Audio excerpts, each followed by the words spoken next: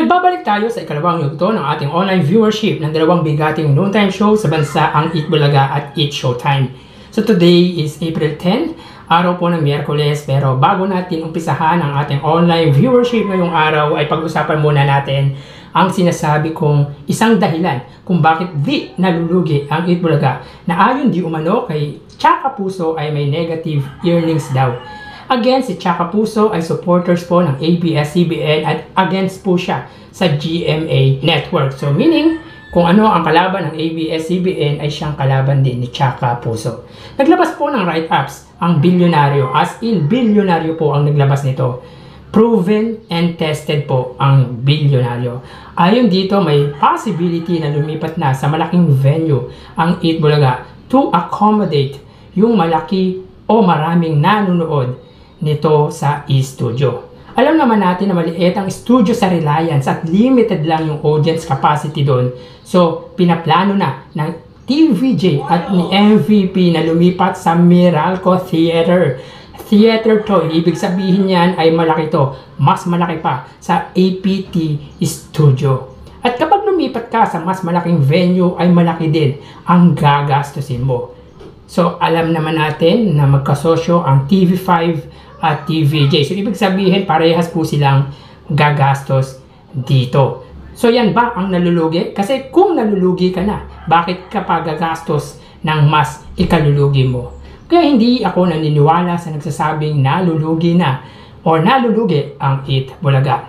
Sadyang para sa akin ay paninira sa Eat Bulaga at TVJ yung sinabi ng page na yon. So, magkaganon man ay good news ito para sa supporters ng TVJ at tumatangkilik sa Eat Bulaga dahil mas marami nang ma-accommodate ng Eat Bulaga para manood live sa studio. So, mga naninira sa TVJ, good luck lang sa inyo. Basta malaya tayo kung anong gusto natin panoorin, mapa-Showtime man or Eat Bulaga. So tara ating alamin ang online viewership ng dalawang bigating noontime show. Para sa Eat Bulaga under TVJ Facebook page na may 2.2 million followers at sa Eat Showtime naman na may 17 million followers. So as of 1:51 PM, makikita po natin dito na ang segment ng Eat Bulaga sa kasalukuyan ay ang Gimme 5. At ang Eat Showtime naman po, makikita po natin dito ang kanilang segment sa kasalukuyan ay ang Especially For You. So dito nakikita natin na ang Eat Bulaga ay may 11.1 thousand viewers at ang Eat Showtime ay may 29.5 thousand live viewers. So click po natin mga kaparokya.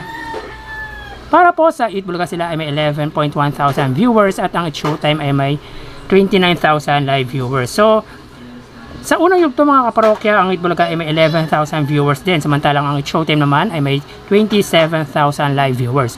So ulitin po natin, ang Eat Bulaga sila ay may 11.1 thousand live viewers. At ang Eat Showtime ay may 29,000 live viewers. So dito may kita po natin pagdating sa live viewers nila sa Facebook ay angat na angat pa rin po ang Eat Showtime. So ang Eat Bulaga po ay ganun pa rin po, hindi po sila nadagdagan at ang Eat Showtime naman po ay nadagdagan po ng 2,000 viewers. So mapunta naman po tayo sa TV Network YouTube channel. Para po sa Eat Bulaga, under po yan sa TV5 Philippines na may kasalukuyang subscribers na 1.72 million subscribers. Samantalang ang Eat Showtime naman po under ABS-CBN Entertainment YouTube channel na may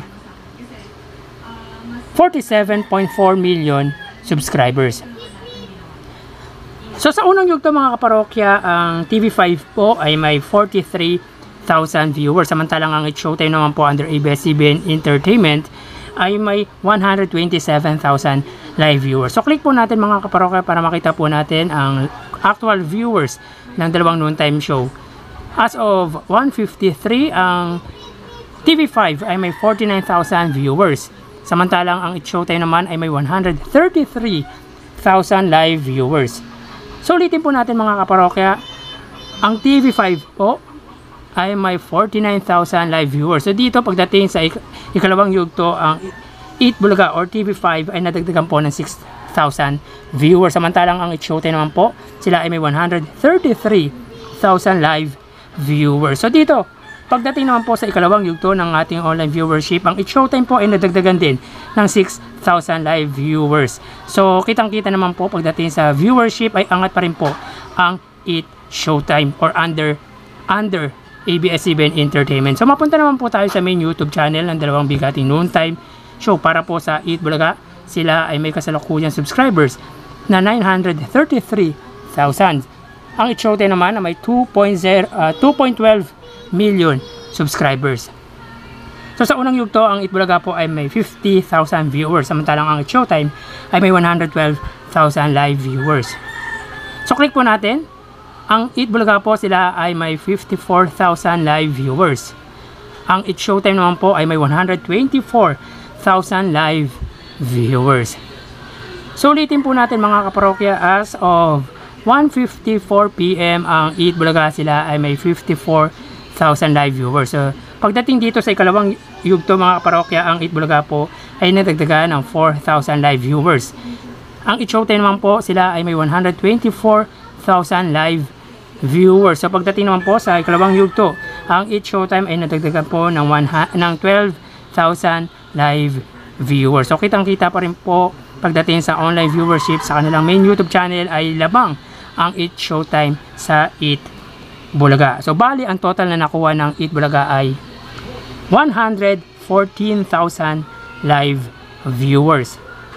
Ang Eat Showtime naman po ay nakakuha ng total na 286,000 live viewers. So again, pagdating sa online viewership sa unang yugto, ang total na nakuha ng Eat Bulaga ay 104,000 live viewers, at sa ikalawang yugto sila ay may 114,000 live viewers.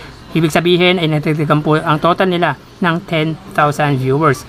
Samantalang ang Eat Showtime naman sa unang yugto sila ay may 266,000 viewers, at sa ikalawang yugto sila ay may 286,000 live viewers. So ibig sabihin ay nadagdagan po ang viewers ng Eat Showtime ng 20,000 sa ikalawang yugto. So yan po lumalabas sa kanilang online viewership as of 1:56, at mamaya ho magbabalik po tayo sa huling yugto ng ating online views update ng dalawang bigating noontime show dito sa bansa. Magpapaalam na po muna ako pansamantala. Thank you and God bless.